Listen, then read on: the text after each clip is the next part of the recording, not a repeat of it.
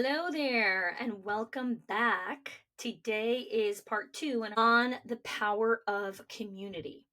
And today we're going to be diving into what I like to call beyond borders, which is all about creating global connections, which really have local impact.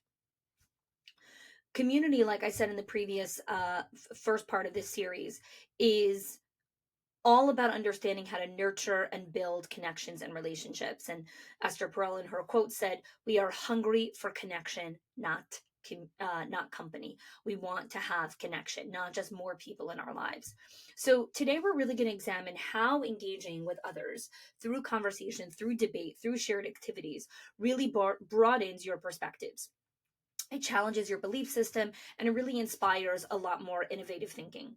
So, one of the first things when it comes to, and why I call this global connections and local impact, is because through the Schools of Excellence community, our clients are really able to create these global connections because we have people from all over the world, right? So we have people from all over the US, from Canada, from Mexico, from Italy, from England, from Africa, from New Zealand, from other parts of Australia, like everywhere. And the global connections that are created through the online portal, but then the impact is local in that specific community, in that school, with that parent body, with the teachers that are there. So this is like just again another incredible part of community. And when we look at how do we really engage with community in conversation, debate, shared activities, one of the first things is going to events.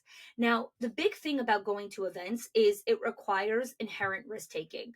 I had a conversation with someone who I really felt she was an incredible fit to come to our legacy retreat, and she really wanted to come also.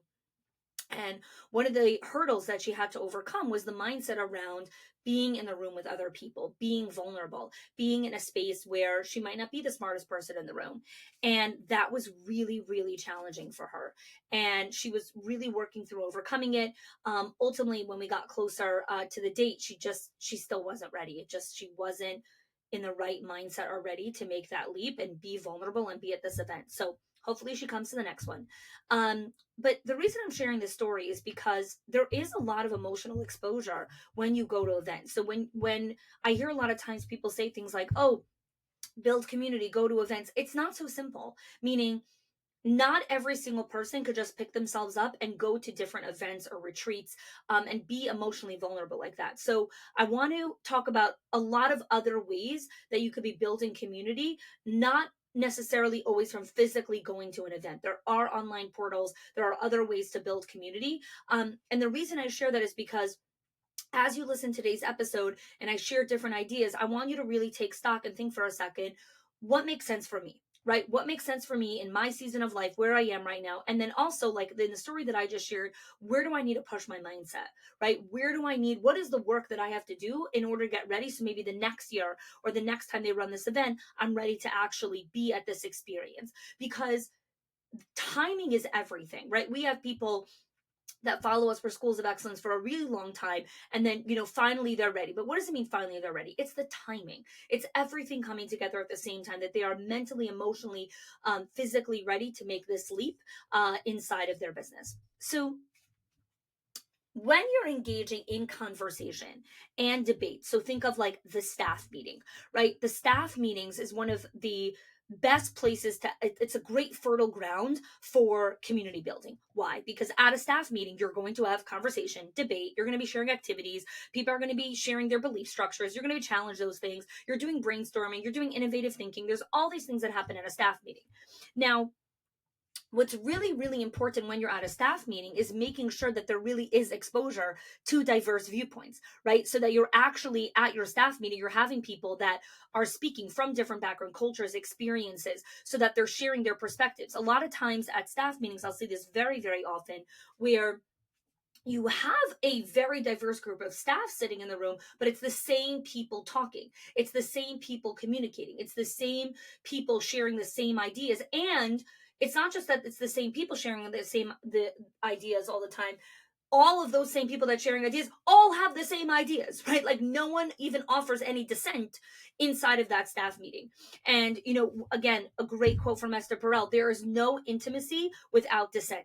There is no intimacy without dissent. So she obviously used it in the context of romantic couples, where when a couple is in a relationship, right? They're married, they're in a relationship, whatever it is, you can't have true intimacy if there's no dissent. If either partner cannot be honest with the other person and share a difference of opinion or perspective or viewpoint or belief structure or whatever it is, you guys aren't really in a relationship, because neither of you feel safe enough to communicate dissent to the other person.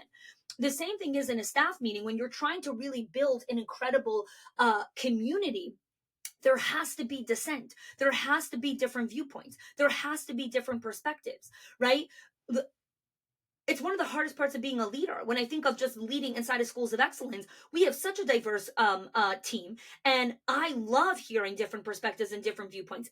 And many times it's dissent, meaning I share one opinion, someone else on the team is like, no, I actually really disagree with that. I feel very differently about that, and this is my perspective, and someone else has a totally different perspective. And as the leader, right, I need to be thinking about, okay, what are really the values of the company? Where is really direction? Where are we going? But if I silence dissent consistently, meaning if someone gets on and says, I think it should be done this way, and every single time I say, well, thanks for sharing, but we're still doing it this way, right? And I never really take into account what other people have to say, that I'm not running a company, right? I'm running, it's communism, where it's like I say, and that's it, and everything goes under me. If we want to run a company and a school where there truly is community, a huge component of community is the diversity inside of the community. And it's not just diversity of like, oh, we all look differently. No, it's or we believe differently or whatever it is, or we have different faiths. It's diversity of thought. It's diversity of perspective. It's diversity of how we really have both encounter the same experience, but we look at it completely differently, right? And the exposure helps us understand the alternative viewpoints and expands our understanding of really complex issues, right? When we're looking at schools, you're not just looking at black and white binary problems. You're looking at a lot of complexity in the way things should be done, how to have this difficult conversation. Should you speak now? Should you not speak now? Is speaking now going to send the right message? The wrong message is being quiet and waiting for things to calm down. The opposite kind of message is it. Like, there's so much to think about. And as a leader, while all of these things are happening, you're also looking at, how do I build community? Well, building that kind of community comes from exposure of different viewpoints, where when you expose yourself to different viewpoints, you become so much more understanding of so many other people, right? Since starting Schools of Excellence in 2015, and in my company, and then in the mastermind groups that I'm part of, the more that I expose myself to different viewpoints, different types of people, different backgrounds, different perspectives, different ways of looking at the world, I have so much more to bring to the table when I'm coaching clients, when I'm working with people, when I'm preparing speeches, when I'm preparing podcasts, because you're not just hearing my siloed view of like, well, this is the way I see it. No, I'm really taking into account, to the best of my ability, so many other perspectives. Let's look at another component of, what does it mean, global connections, local impact. How do we really create connections with people at a bigger level? One of the components of that is critical thinking and reflection. So when you're in conversation and with other people on the team, so whether that's your leadership team, your staff, whatever it is, really taking a second and say, okay, what are my beliefs and opinions in comparison to other people in this particular subject, right? The process of reflection causes you to question assumptions and reconsider the position that you have, and developed a much more nuanced perspective. So let's drill down a little bit further here, right? A great quote that I heard once is, strong opinions held loosely. And I really love that, because, it's like, okay, I can have really strong opinions about something, but what it means by held loosely is like, okay, you come to me and you share a legitimate argument that changes the perspective or makes me look at it from a completely different set of glasses. Great, let me consider what that is, right? So strong opinions, yes, I have strong opinions about the world, how things should be done, whatever it is, and held loosely, meaning like, let me hear what someone else has to say also. And then there are certain things where it's like, no, I don't have strong opinions held loosely. It's like, these are my values. This is it. There's absolute total moral clarity when it comes to certain things for me. So when we look at engaging in community, why is it so important to question assumptions? Why is it so important for us to develop a culture that has us reconsidering different positions and has us creating the ability to have a more nuanced perspective? When you're leading a school and making decisions, okay, you have a teacher, and I say this all the time when it comes to discernment, right? You have two teachers walk in. Both of them are late. One of them has a headache, woke up late, probably should have gone to bed earlier. And another one is taking care of a chronically ill parent in the morning. That's when her shift is, and so she came late that morning because traffic came while she was coming back from the hospital, or her parent needed her to stay a little bit longer. Those are two completely different situations. They need a completely different response, emotional response. Tactical response, all of those things. It needs a completely different response. Now, the reason why a lot of young, inexperienced directors respond to staff all in the same way, generically across the board. And again, if you want to go and listen to my podcast episode on fairness, I have a whole podcast episode on that. Why they struggle with that, they don't have nuanced perspective. They don't have nuanced perspective that there are other ways to look at things. This is why building community with inside of your center and having people engage in these kinds of conversations, this is how you unshackle yourself from being part of every single thing that's going on in the center. One of the conversations I had with an owner several weeks ago is she was saying how, when it comes to difficult conversations, she feels that her directors have like the initial conversation. So they'll like have the initial thing of like, hey, you've been coming late a lot. So the first part of a difficult conversation is the awareness phase of like, knock, knock, awareness, you're not coming on time, right? Like, and out of the 5 days a week that you work, you come on time like one, or maybe, half, or out of 10 days, you come on time 2 times, right? So that's the awareness phase. And so she was saying how her directors are pretty good at doing the difficult conversation in the awareness phase. Like, let me give you awareness about what's happening. But then when it comes to actual accountability and follow through, where now they actually have to say, okay, this is the consequence, this is what's going on, we need to dig a little bit deeper over here. That requires a much more nuanced perspective, because it requires the leader to step inside of themselves and say, where am I making assumptions over here? Where are my own biases riding decision making here? What is my relationship, whether overtly or behind the scenes, how is this coming across to the teacher? And that requires self-reflection, that requires a lot of self-awareness, and that requires your ability to have a nuanced approach, right? Because you cannot follow the printed SOP in this process, because you're dealing with humans here, right? And it's a different conversation. The directors who don't have community in their life, who do not engage in regular conversation and debate and dialogue, they cannot build the emotional literacy and the vocabulary needed to have these difficult conversations. They just can't, because they don't have enough exposure to other viewpoints and perspectives. So when I talk about the power of community and why community is so powerful, it's not just about for you as the leader, like, yes, I don't want you to be lonely. Loneliness is not a good thing. You want to be surrounded by people. Part of building accountability inside of your organization, a driver of creating retention inside of the organization is building community, which is broadening the intellectual perspectives of the people on your team. Okay, let's go further. Okay, stimulates creativity and innovation.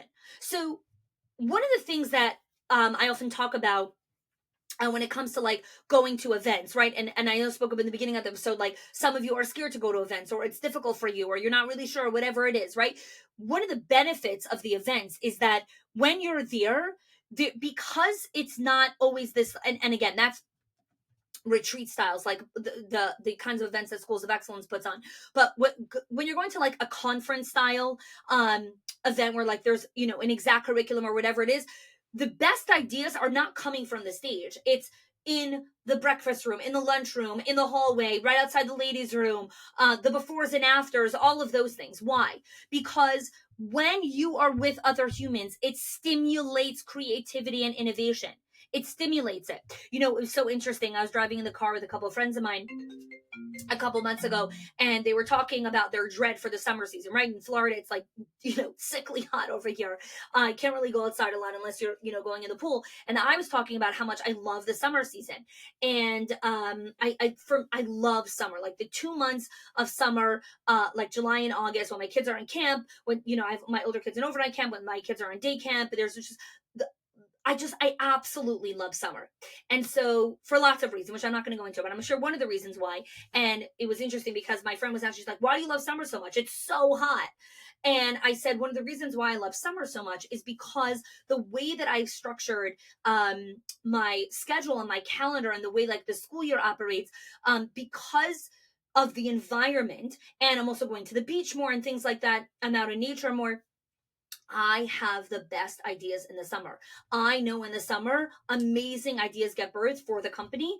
And it's one of the reasons why I love summer so much. So, and again, I'm engaging with different types of community in the summer because my two older kids are not home, right? Goldie and Mendel go to camp the whole summer. They're gone for 8 weeks. And so my younger kids are home, Kyla and Yossi, but they're 9 and 6. It's a very different type of mental stimulation that's needed in the summer months. And so, because I have less output with my older kids when it comes to like intellectual conversations and staying up late at night and talking to them and all the things that come with raising teenagers, because I don't have that output as much in the summer, I'm engaging with different types of people and community in the summer, and that stimulates a different part of my brain, which allows for different creativity and innovation. Now, I can't tell you exactly what idea I'm going to come up with in the summer, but what I will tell you is that because I am in a different setting, in a different community, there's different ideas that get birthed during that time. Okay, so the last thing I want to share here is building empathy and understanding. Another reason why creating connections with community, just being with the right people in the room, your life is different. So I remember so distinctly, we hosted a retreat, and there was a owner that was coming to this retreat, and she was going through such a difficult season, that she really wanted to shut down the center. That's how hard it was for her. And she was considering actually canceling coming to the retreat because she was going through such a hard time. And she was like, I'm shutting everything down. I'm shutting everything down. But she had already booked the flight and everything. And her husband was like, just go. She went, and she pinged me after, and she's like, within the first 15 minutes of being at the retreat and seeing all the other women, I got all the healing that I needed, and I knew that I needed to keep my center open. And her center is still open 2 years later. Why am I sharing this? Community is this like balm for the soul. It's healing for the soul. It creates a level of empathy. It fosters empathy and understanding by allowing you to see the world through other people's eyes. It allows you to listen to other people's experiences and perspectives and really create a deep appreciation for the human experience. And when you can cultivate empathy towards other people's struggles, towards other people's challenges, it's not just about elevating the whole consciousness of like your inner circle and humanity. It's wow, life is so much richer and more beautiful when you connect with people in that kind of way. It's just it's incredible. It's absolutely incredible. So I want to wrap up here. When you are looking at pushing yourself to start building community, and you want to expand your ability to have these debates and conversations, some practical steps. Again, I shared a couple of them here, but I'm gonna summarize it here. Number one, attend events and workshops. Go to workshops, go to seminars, go to events where you can interact with other attendees and other people so you can hear perspectives. Read. Expand your knowledge and understanding by reading books, articles, essays by other authors with diverse backgrounds, with different viewpoints. It exposes you to new ideas, and it challenges your existing beliefs, right? If you're watching the video version of this, I got lots of books behind me, okay? The books that I read are from so many different types of authors, from different backgrounds, from different upbringings, from different faiths, from different ethnicities, from everything. And I absolutely love it. The more you read and expand your knowledge and understanding, whether you're reading books or listening to podcasts, I like both. I do both. Exposing yourself to these new ideas is unbelievable for your ability to create community. And lastly is practice active listening, right? When you're listening to your staff, to the parents, to your leadership team, pause, listen, don't interrupt, just get curious. The genuine interest in other people will help you create more understanding, better perspective, and it enriches your life in such a beautiful and meaningful way. So, thank you so much for joining us here for part two.